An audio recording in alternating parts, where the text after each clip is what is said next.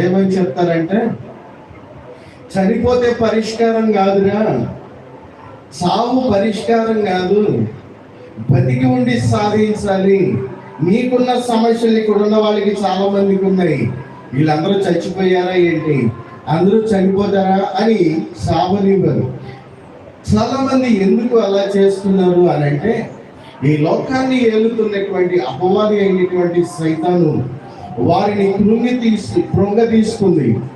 దేవుని యొక్క వాక్యం ఒకటి చెప్తుంది, ఈ భూలోకంలో డాక్టరేట్ చేసినటువంటి ప్రతి ఒక్కరూ కూడా, డాక్టర్లు అనబడినటువంటి ప్రతి ఒక్కరూ కూడా ఏదైనా వ్యాధి వస్తే ఆ వ్యాధికి మందు ఇస్తారు.